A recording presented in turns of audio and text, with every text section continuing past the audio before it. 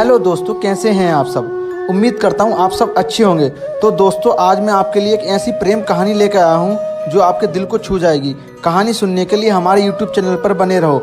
चलो अब कहानी शुरू करते हैं। यह प्यार भरी मेरे जीवन की एक सच्ची दास्तां है, जिसने मुझे एक ऐसा शख्स दिया और जिसके लिए मैं कुछ भी करने के लिए तैयार था, जो मेरे दिल की गहराइयों तक गई, जिसके लिए मैंने कभी किसी और की तरफ पलटकर भी नहीं देखा। उस लड़की से मैं बेहद प्यार करता हूँ। वो उसी कॉलेज की स्टूडेंट थी जहाँ मेरे पापा पढ़ाते थे।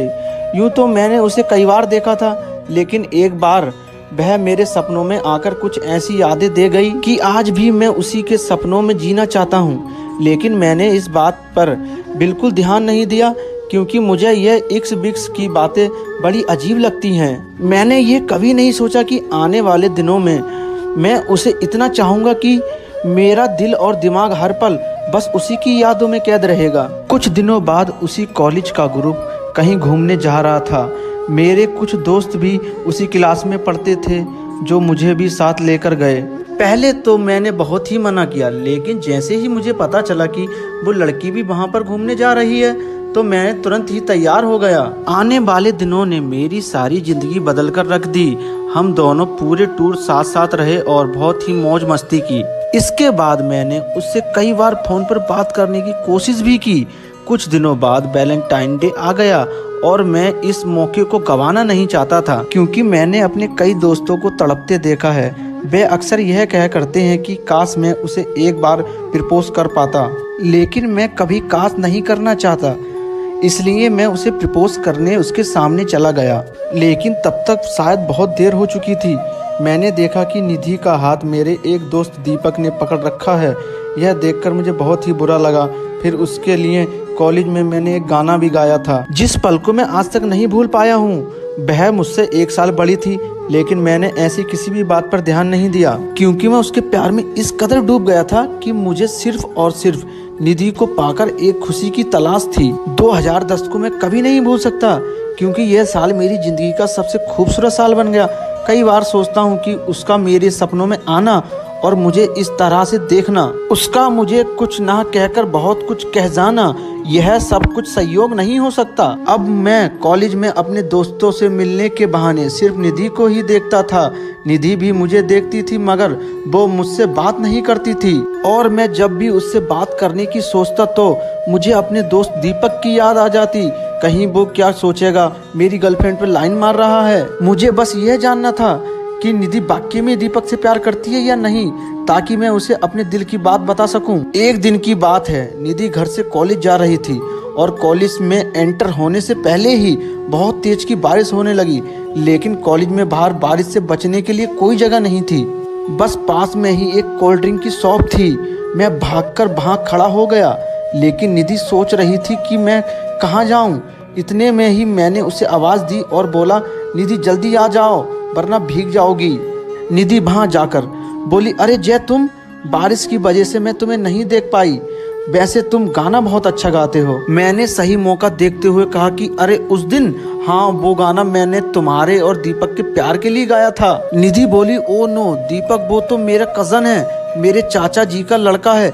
तुम्हें शायद गलत फहमी हो गई है, हम दोनों एक दोस्त की तरह हैं। शायद इसलिए यह सुनते ही मेरा दिल बाग बाग हो गया कि निधि दीपक की बहन है। लेकिन मैंने मन में सोचा कि साले दीपक ने आज तक बताया भी नहीं कि ये, वरना अब तक तो मैं निधि को प्रपोज भी कर देता। अब बारिश तेज होने लगी। निधि मुझे रुक रुक के देख रही थी, शायद कुछ उसके भी दिल में हो। फिर मैंने पूछा, अच्छा निधि, क्या तुम कोल्ड ड्रिंक पियोगी? निधि बोली, इस समय तो चाय पीने का मन है, ठंड जो लग रही है। मैं बिना देरी किए ही बोला, चलो निधि, पास में ही एक टी शॉप है, 1 कप चाय हो जाए। वैसे भी अब हम कॉलेज के लिए बहुत ही लेट हो चुके हैं। निधि ने थोड़ी देर बाद सोचा और बोली, चलो ठीक है, लेकिन यह बारिश, इसमें हम टी शॉप तक कैसे जाएंगे? ओ हाँ, यह तो मैंने सोचा ही नहीं। तभी कुछ ही देर में बारिश बिल्कुल कम हो गई। मैंने बोला, निधि, बरसात कम हो गई है, चलो हम भागकर चाय पीने चलते हैं। मैंने तुरंत ही निधि का प्यारा हाथ पकड़ा और उसे भगाते हुए चाय शॉप पर ले गया। शॉप पर पहुंचते ही निधि ने धीरे से बोला कि जय, मेरा हाथ छोड़ दो, सब देख रहे हैं। मेरा मन तो नहीं था हाथ छोड़ने का, मगर क्या करता, छोड़ना पड़ा। लेकिन निधि इस तरह से हाथ छोड़ने के लिए नहीं कह रही थी, जैसे वो भी नहीं चाहती थी कि मैं उसका हाथ छोड़ूं। अब हम दोनों चाय पी रहे थे, तभी मैंने कहा कि निधि सच में तुम बहुत ही ज्यादा खूबसूरत हो। निधि कुछ ना बोली, बस हल्का सा मुस्कुरा दी। मैं समझ गया था कि गाड़ी पटरी पर आ रही है। मैंने टेबल की साइड में हल्का सा निधि के हाथ को छूना चाहा, लेकिन निधि ने अपना हाथ हटा लिया। मैंने तुरंत ही उसे सॉरी बोला। वो बोली कोई बात नहीं जय, तो तुमने अपना हाथ क्यों हटा लिया? निधि बोली कि जय, जब तुमने मेरा हाथ छुआ तो पता नहीं मुझे एक करंट सा लगा। मुझे इतना सुनते ही मैंने दोबारा उसका हाथ पकड़ लिया और कह दिया उसे प्यार से कि I love you Nidhi, I love you so much. मैं तुमसे बेहद प्यार करता हूँ और मैं तो तुम्हें वैलेंटाइन डे वाले दिन ही प्रपोज करने वाला था, मगर उस समय दीपक ने तुम्हारा हाथ पकड़ा हुआ था और मुझे गलतफहमी हो गई थी। सच में निधि, तुम्हारे बिना मुझे सब कुछ अधूरा सा ही लगता है। तुम्हें अजीब तो लग रहा होगा कि हम आज ही मिले और आज मैंने तुम्हें प्रपोज कर दिया। तुम जितना भी समय लेना चाहती हो ले लो, अंत तक मैं तुम्हारा इंतजार करूंगा। निधि बोली जय, तुम बहुत अच्छे हो सच में, और मेरे दिल में तुम्हारे लिए चाहत है। और आज अचानक जिस तरह से तुमने मुझे प्रपोज किया है, तब से ही मेरा दिल जोर जोर से धड़क रहा है। मुझे यहाँ से कहीं ले चलो जय। फिर निधि और मैं पास ही के एक सिनेमा घर में चले गए, लेकिन वहाँ हमने मूवी नहीं देखी। मूवी के बहाने हम तो एक दूसरे के हाथ पकड़े हुए बस धीरे धीरे प्यार भरी बातें कर रहे थे। फिर हमारा प्यार यूं ही चलता रहा।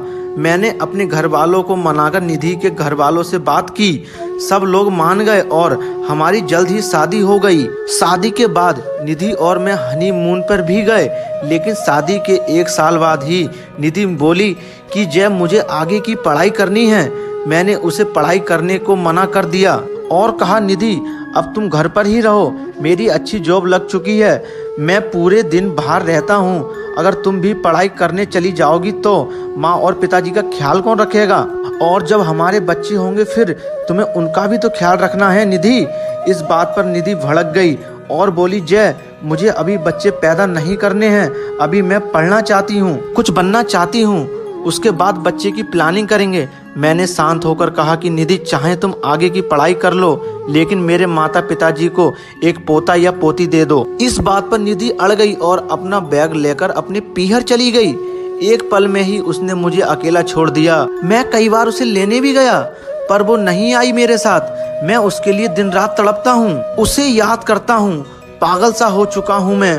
उसका प्यार मुझे उसकी बहुत याद दिलाता है। एक दिन मैंने उसे फोन करके कहा कि निधि, हम अभी बच्चे की प्लानिंग नहीं करेंगे, मगर तुम कभी कभी यहाँ पर आ जाया करो। मेरे साथ साथ मेरे माता पिता भी तुम्हें बहुत ज्यादा मिस करते हैं। ऐसा भी क्या हो गया जो तुम इतनी नाराज हो गई मुझसे? निधि बोली जय, मुझे तुम्हारा घर बिल्कुल भी अच्छा नहीं लगता। अगर तुम्हें मेरी याद आती है तो पापा ने कहा है कि तुम भी हमारे घर आकर रह सकते हो घर जमाई बनकर।